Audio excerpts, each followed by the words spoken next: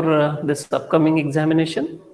I hope all of you have got that portion, and all of you do remember, I believe, but let me just know it from you whether you have complete idea about it.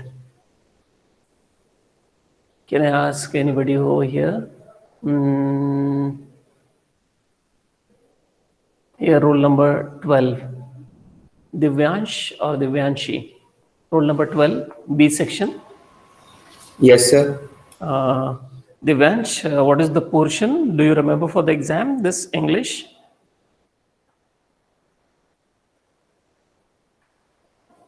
Okay, no. Can I ask Tejashi? So the landscape of the soul, the Okay, the ailing ailing planet. planet, the green movement's role, Hmm. and the address. And the address. The address is from Snapshot, and the other two chapters are from Hornbill. Okay. So I think in our class today, let us first of all try to cover some portion wherein I mean to say, we will have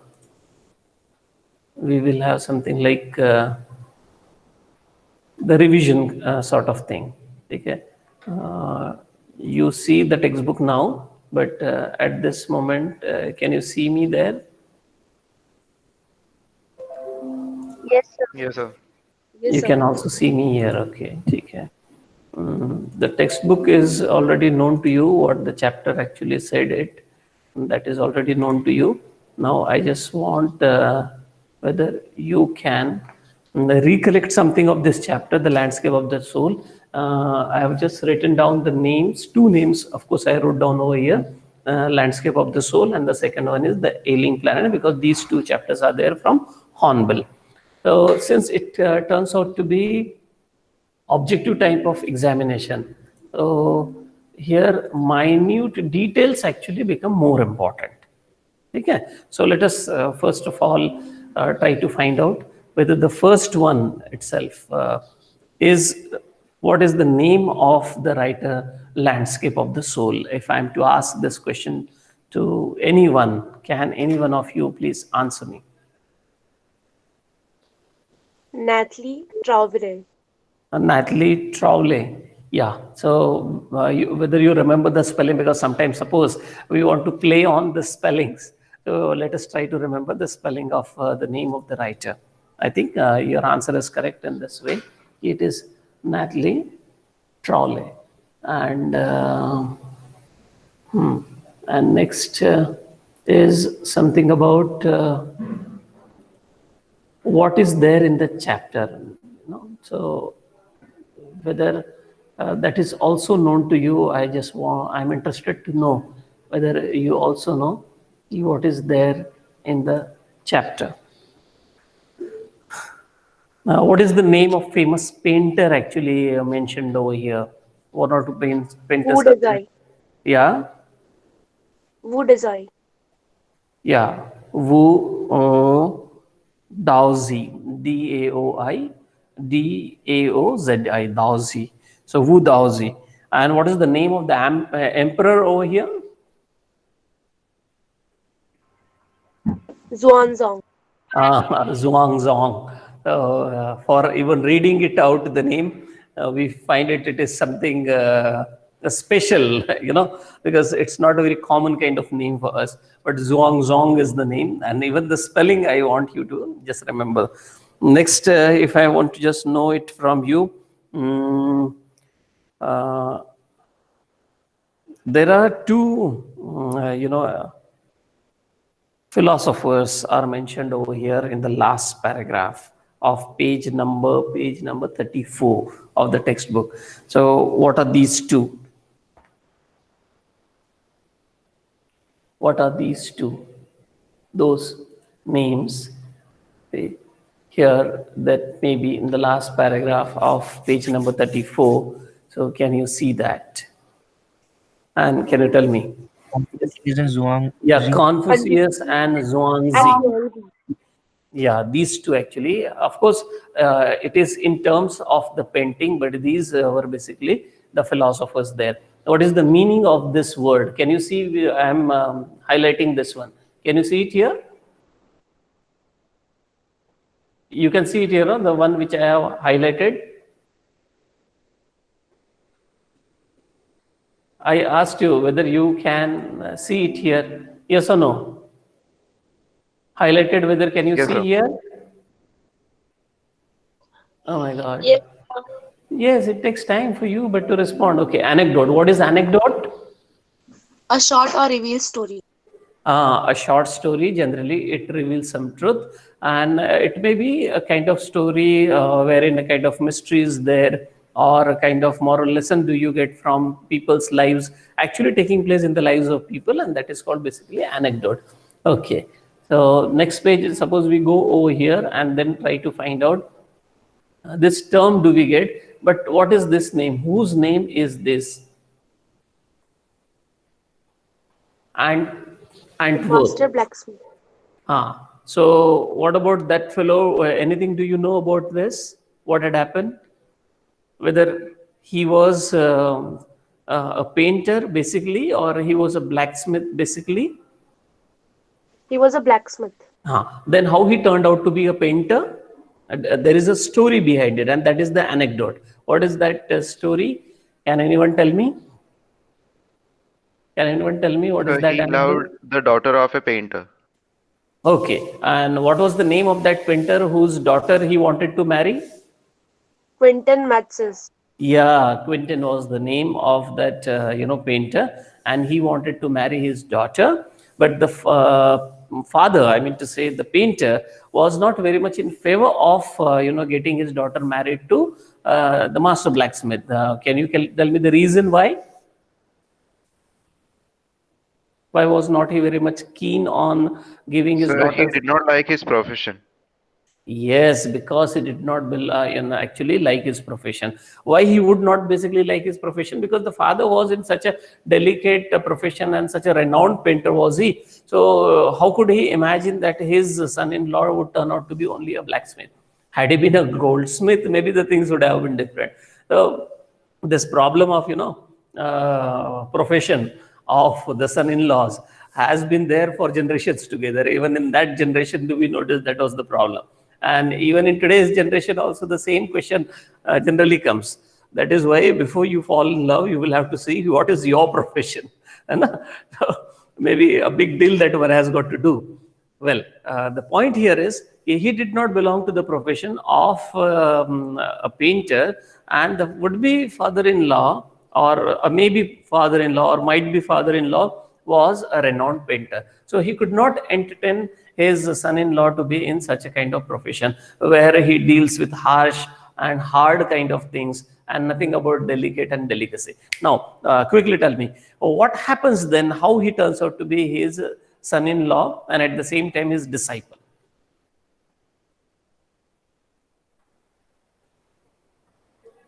Edwin, speak up. Edwin, gone. No, sir. I was Yes, thinking. Edwin. Just give me the answer quickly. Then how he turns out to be his son-in-law and his disciple. Quickly.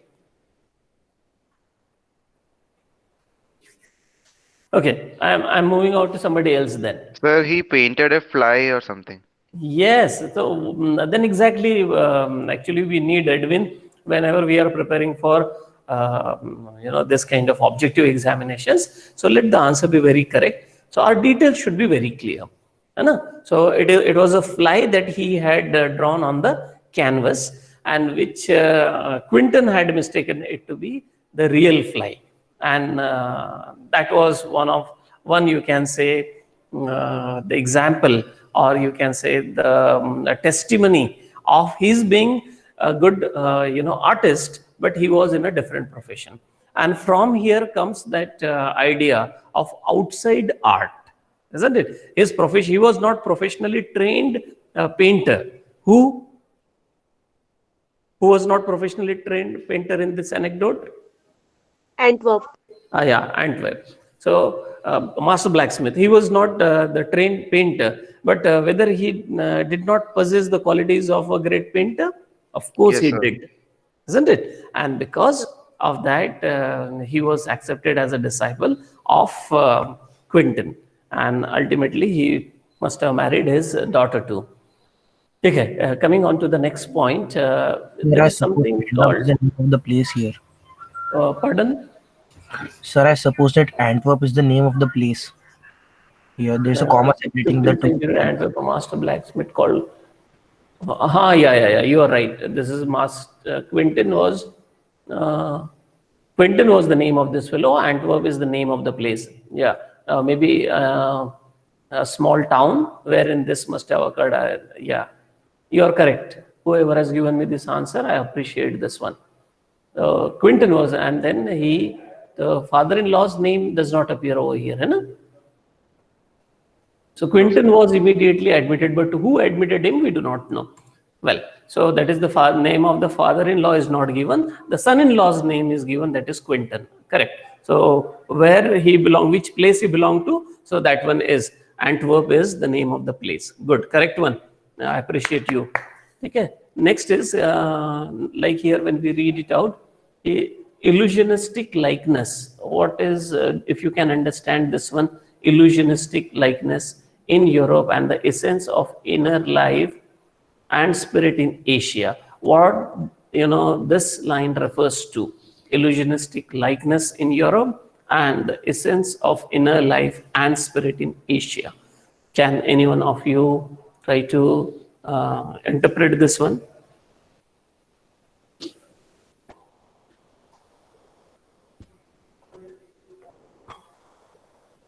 From whom can I expect this answer?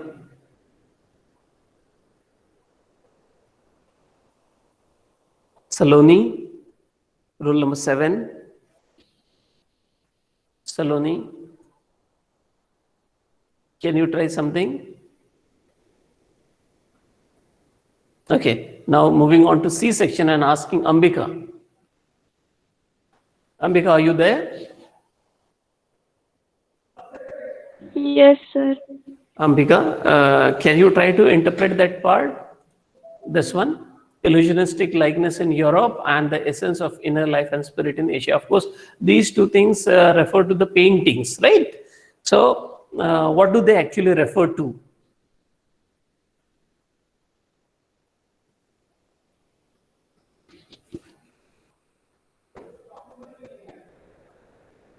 Tell me an idea. Ambika? No idea. No idea. Okay. Mohammed Abid? Can you hear me? Sir, maybe it is semblance of something. I just heard something, but not very clear. Would you please repeat it, Ambika? Sir, maybe it is semblance of something. Resemblance of something. Okay. ठीक है. It's a trial. Anyways, good. Anybody else? Pratham, how do you interpret this line?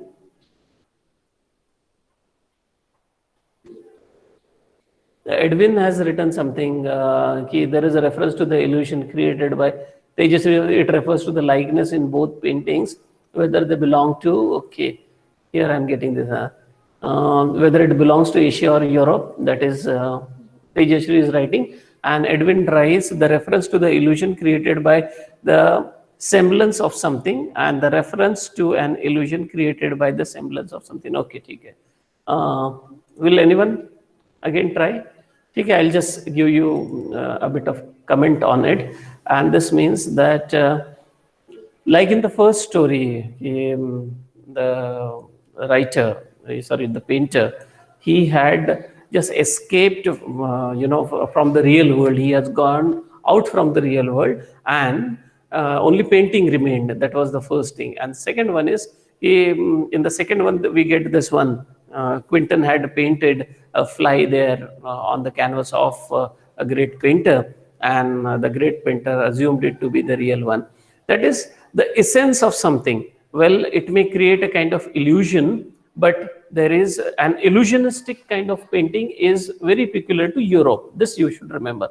Illusionistic likeness in Europe. So illusionistic, it may create a kind of picture, it may create a kind of world where it may not be the reality, but it appears that it might exist. So that is illusionistic world. So that is in the European painting that we noticed. But here when it comes, we come to the Asian paintings, then it is something about inner life and spirit. That is the soul involved in it. So that is why when it was asked to the emperor, so the emperor could win over a big territory. He could be the master or the ruler of a big territory, but he could not, have the or explore the heart and mind and soul of a painter. That is why in Asian paintings, this is something which can be noticed. Now here, this is one painting that he had commissioned. In the Chinese story, the emperor commissioned a painting and appreciates its outer appearance, but the artist reveals to him the true meaning of his work. The emperor may rule over the territory he has conquered, but only the artist knows the way within. Let me show you the way, the Tao, a word that means both the path and the method and the mysterious work of the universe. So maybe here it is something very strange, something which is to be understood only by heart and only by soul. Painting is gone, but the artist has reached his goal beyond the material appearance. That is, the Asian paintings do not only refer to the picture which is to be seen with the naked eyes. Beyond that is, anywhere do you enter it, and from anywhere it can be attractive. From anywhere you can get lost in its thought. That is what I think maybe this mysterious part of it. It is the material appearance of the painting, the structure of the painting matters quite so less. Then here we get figurative painting, and then somewhere here conceptual space. I think here we had to understand. I'll just read out this part quite so quickly. In classical Chinese landscape is not meant to reproduce an actual view. So it is exactly in contrast to the European painting, where the viewer must borrow the eye of the painter. But in classical painting of China, it is not so. That is an Asian painting, you can say, as would a Western figurative painting, whereas the European painter wants you to borrow his eyes. And this line, important, where you can understand how European paintings are basically. They want to borrow his eyes and look at the particular landscape as he saw it from a specific angle.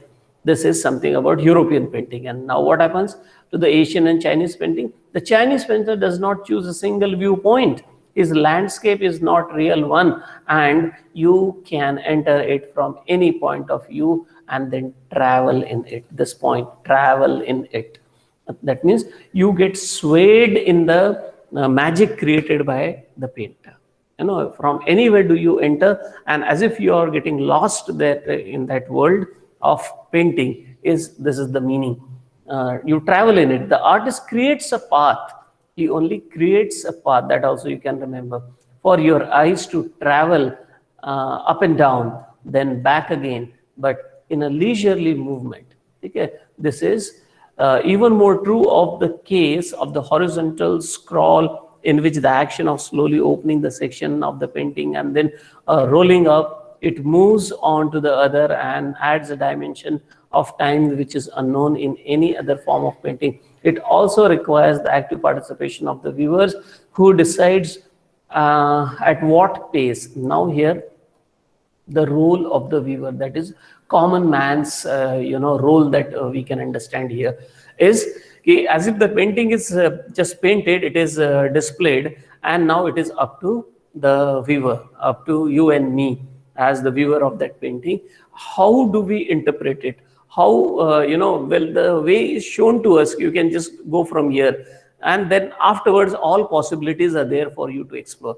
For example, if I am just to tell you a very small example, when you were taught some language in primary, then you gradually developed your own language, and now it is to the extent that you can compose any poem of yours, any rap song of your own, and you can write any article, your opinions do you express, and you have got a kind of mastery over your language. So whatever you want to convey, whatever you want to express, in that meaningful manner, you are able to do so. So how it happened? Only you were led, you were only shown the path, how you can explore it. And now what has happened? You are exploring it like anything. You are it is right up to you to what extent do you want to go. Do you just want to get yourself halted only as a student of 11th and 12th standard of English language, or beyond that maybe you want to turn out to be writer or a poet or a lyricist? That is up to you, because the world is now all yours. The ocean is left to you of the English language, or any language instead, I must say. So just like that, the paintings therefore are ultimately left to the viewers. So who decides at what pace he has to travel through the painting? A participation which is physical as well as mental. So when it was talked about the spiritual part of painting in Asian paintings, so this is the same thing. It is not only your physical involvement is there, and it is beyond that your mental involvement automatically takes place here, and more do you enjoy. The Chinese painter does not want you to borrow his eyes. So European painter wants to borrow the point of view, or you can say from what perspective it is painted. That is something required to appreciate European painting. But for Chinese painting or for Asian paintings, it is not so. So it wants you to enter his mind, not the physical part of it. It is only enter the feel of the painter, how he must have felt at that moment, that he wants the viewer to do. The landscape is an inner one. The landscape is an inner one, a spiritual and conceptual space. And now you can try to understand the meaning of this one, landscape of the soul. It is, of course, a kind of landscape is there, a kind of painting is there, but the whole world is all left to you.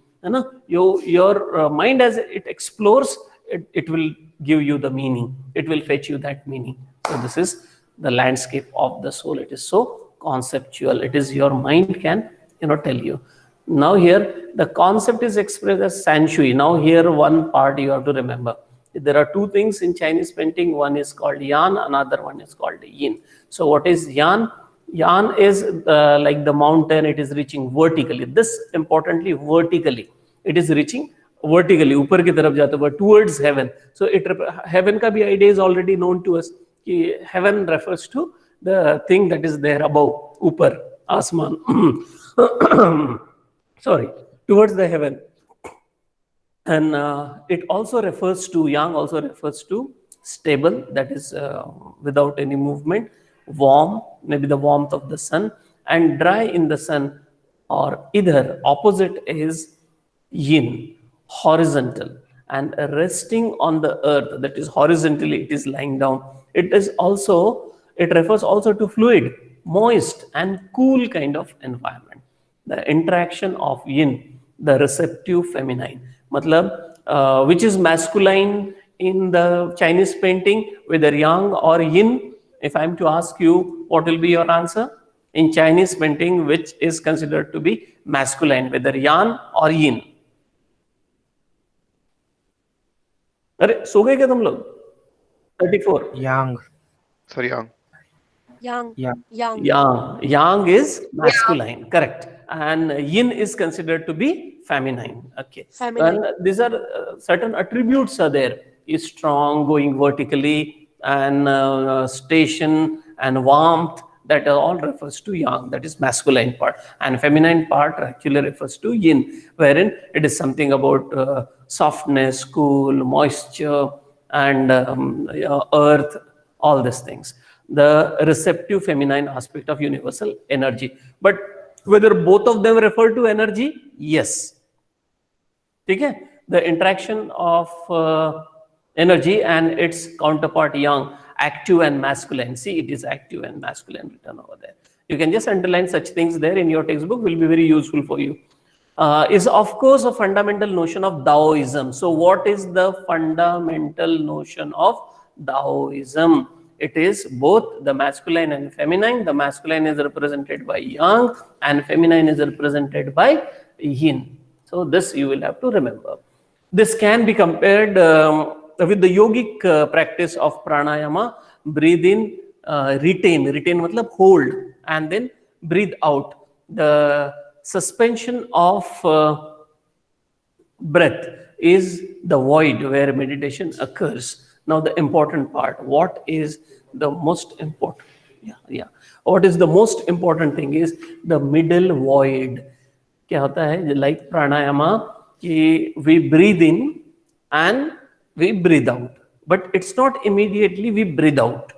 As we breathe in, we hold it for some time, and that is called retain. And the writer is trying to convey this very important idea, like life, it is birth and death. Of course, these two things are there, but the life is not without the period of living that, till it reaches its end. So the middle part, that is what it describes or it defines one's life.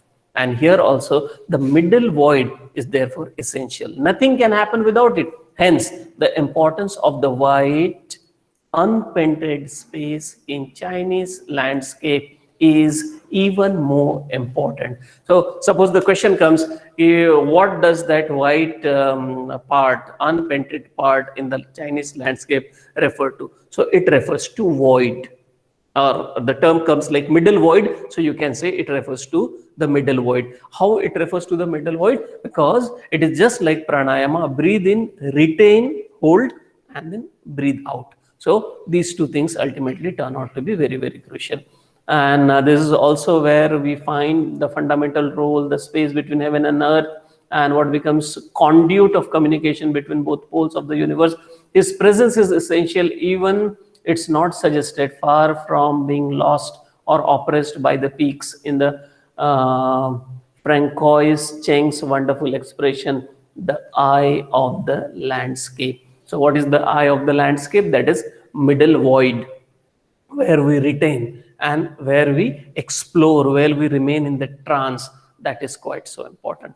And next one is here, this one was something about the outside art, again inside outside art. So those artists who have taken the formal painting, they are the actual painters and recognized painters, we can say. But those who have not taken any formal training for this, yet they are very good painters, they are outside artists, and that is outside art. The same kind of art was the genius that was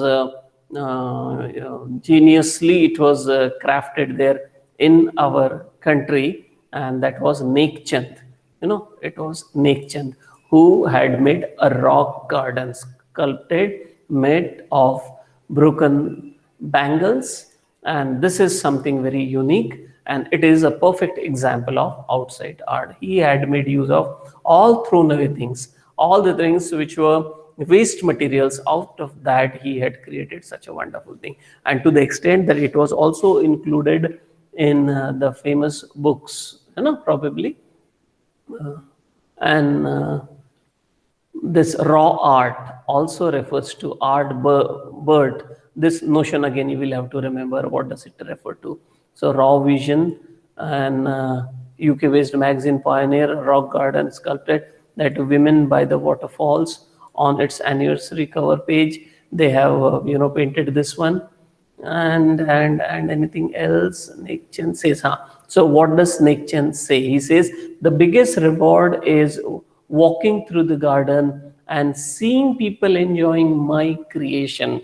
When it was he must have been interviewed, so Nek Chand, he said, not that my creation is more important. He said, what I considered is even more important is this, that people come over here, they explore all these newer things, but they enjoy it. As they walk through the garden, they go on enjoying and appreciating all that.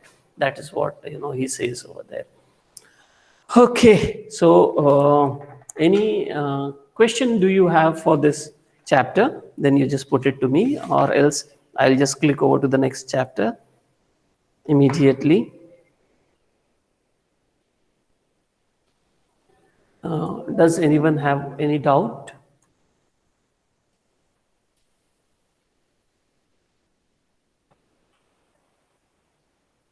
Now moving on to the next chapter, the alien planet. Name you remember, Nani Palkiwala.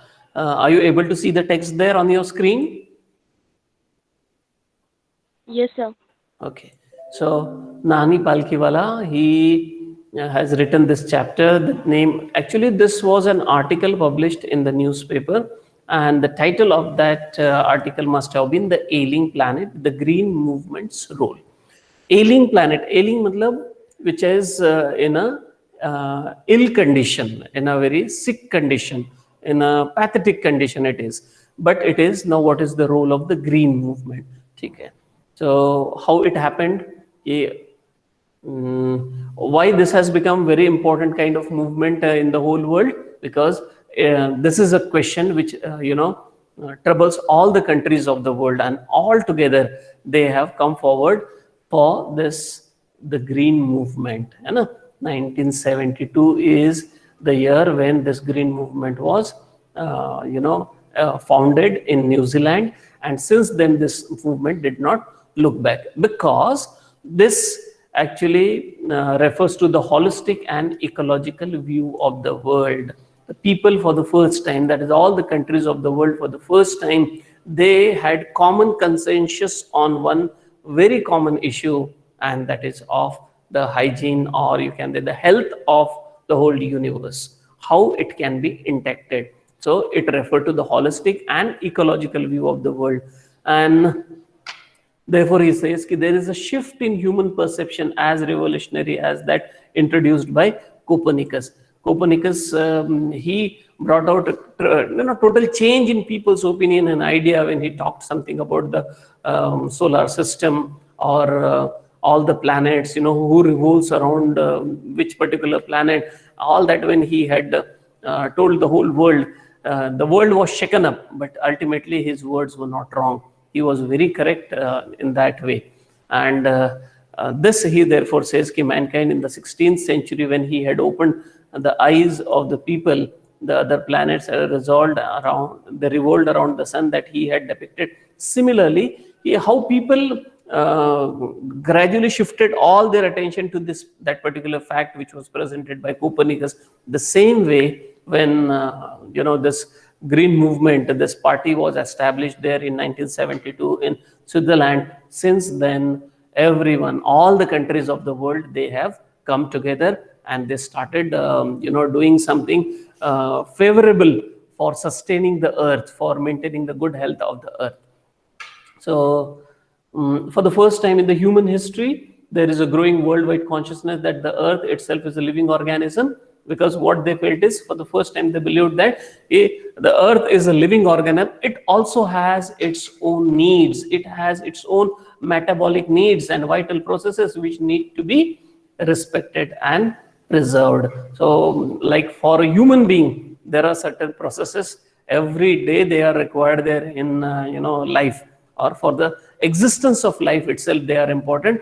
Just like that, for the survival of the earth also, there are some processes which are indelible, which are inseparable, and that's what we should respect. So the earth's vital signs, like a patient is in declining health, and they have begun to realize the ethical obligation, that is moral responsibility, to be the good stewards matlab the servant of the planet and responsible trustees of the legacy. This, if you need to understand, like human beings are basically only the trustees of the earth. Their responsibility is to take care of the earth and then pass it on in better condition to the next generation. So this we need to understand. Now, for this, sustainable development is one important thing that the whole world need understand. This means, of course, we have to see the progress. We have to go ahead with industrialization, modernization, but at the same time we will have to see to it that least damage is caused to the environment, isn't it? Because we derive everything from the nature, we take away everything from the nature. All the raw material and resources actually come from the nature. But we have to understand one more important thing, that though we are taking away all those things from the nature, they need to be stored back, and the minimal damage, the least damage if possible, can be done to the environment. So this is what, therefore, sustainable development they must have talked about. They will have to find out some better technologies where they would meet the need of seeing to it that the future generation is safe and their needs are also fulfilled without stripping the natural world of resource and future generations would need. Now next was something, name of this place, zoo, Lusaka, where this place is in Zambia. So who is the most dangerous animal, whether the tiger, lion, elephant, anything, or human being? So ultimately the answer is human being, because Human here, being.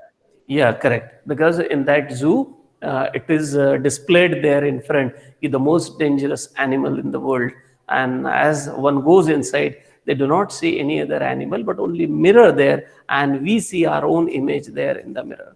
And I think that also we had tried to understand it quite well, because we are the ones who have actually damaged this environment because of our needs of modern time, or the needs of human beings also, if you say, that is also appropriate, because humans need other than, for more than that, what he needs for filling his belly. He needs complete infrastructure, he needs modern gadgets all around him, and because of all that, the damage to the environment is actually caused. Well, therefore, what are they actually trying to do there in that zoo? Making human beings aware that who is causing the most trouble to the universe? It is the human being. So you will have to be very careful that you are not going to destroy it, because it's not, this world is not only for you, this earth is not only for you, it is also for the next generation to come. Don't exhaust it so much that nothing is left for them. Okay? Now here the scientists, then they talked about 1.5 million living species, and many of them go under ignominious darkness. That means there are some species about whom we know, and they are listed 1.4 million, but there is a huge number, maybe three times more is again the species which is there on this planet, but about which we do not know. They just simply languish there, मतलब वैसे ही पड़े रहे हैं in ignominious darkness. So one of the early international commissions that actually talks about, when Mr. This suppose asked, international commission, one Indian was there on the panel who headed this, it was Mr. L.K. Jha. And what Mr. Brandt Commission report was there, कि are we to leave our successors मतलब आने वाला है ना, predecessor मतलब अपने पहले वाला, ठीक है, are we to leave our successors a scorched planet of advancing deserts or improvised landscape and ailing environment? These lines are, I think, they are the eye openers for all the readers. Whoever reads this, so one has to reflect on this.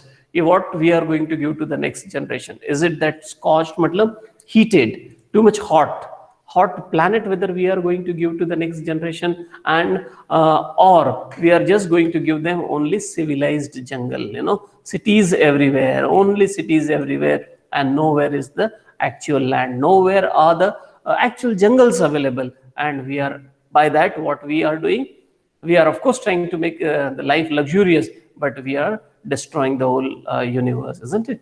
And then Lester Brown, he said, in global economic prospects, he pointed that the Earth's principal biological systems, then these four are there: fisheries, forests, grasslands, and croplands. You can underline this one, and these four names you have to remember: fisheries, forests, grasslands, and croplands. They are the import. From here we get, and in protein hungry world, a lot of damage actually takes place to the fishes, because protein hungry world and the advanced world, in both the cases do we need a lot of protein, and this is easily available. So we have been damaging a lot of oceans over there, okay?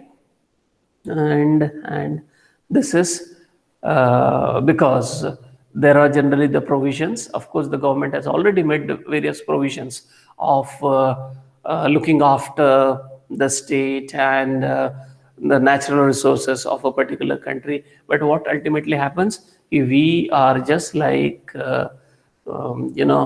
blindly we disregard those things. As in our country it is said that we must abolish child labor and casteism, untouchability we must throw out, bonded labor we must throw out. But even if there are laws, we have not been successful in getting rid of those problems even after many years of our independence. So it is catastrophic depletion has taken place in the forest. Similarly, for preservation of forests and green lands, there are many rules and regulations, there are many laws, but they in our country hardly people bother about those rules and regulations. क्या होता है ना?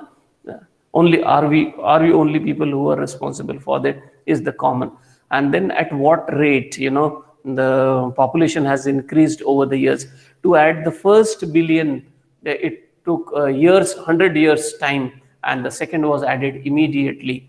The third also was added. Now you just imagine the population of our country, that time it was said 920 million. Now it is 130 plus crore are we. So you can imagine, the more number is there, the more need is there. Stupid understanding is there, where in the family more number of people are there, that is more employment. Actually it means more poverty, it does not mean more income. But foolishly people in poor countries, backward countries, do they have this wrong opinion, wrong conception do they have? Same is the conception about the genders also. The men and women, this kind of concept also goes, which is also wrong. No no son can always be there with the parents. Instead you will find that the girls at least might take care of their parents in their old age. So this is one concern. And one important thing, this chairman of DuPont, name of the company, Mr. Edgar S. Woolard, he had declared himself to be the chief environmental officer.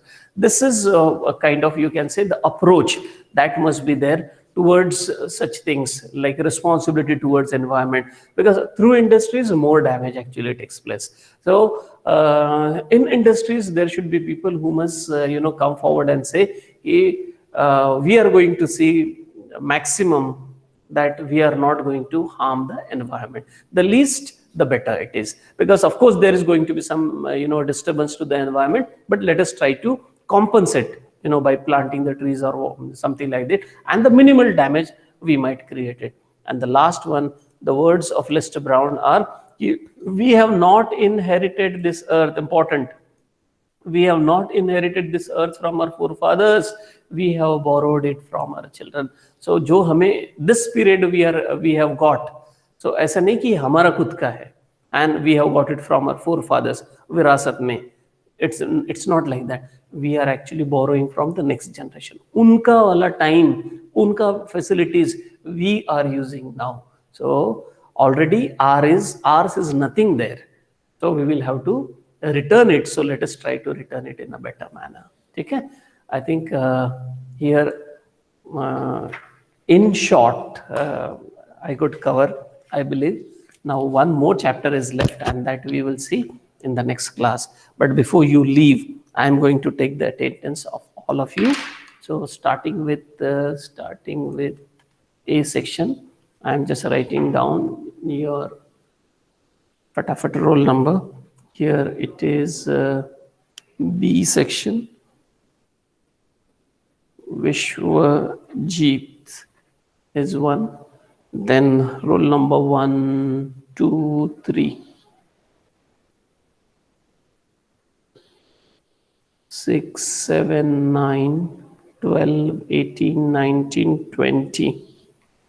Then after 20, 21, 22, 27, 28, 32, 35, 36 is also there. And okay, now C section. Yeah, Vishwajit, I have noted down. C section, then Okay. Roll number 1, 6, 9, 12, 14, 16. Pratham, of course, you are present.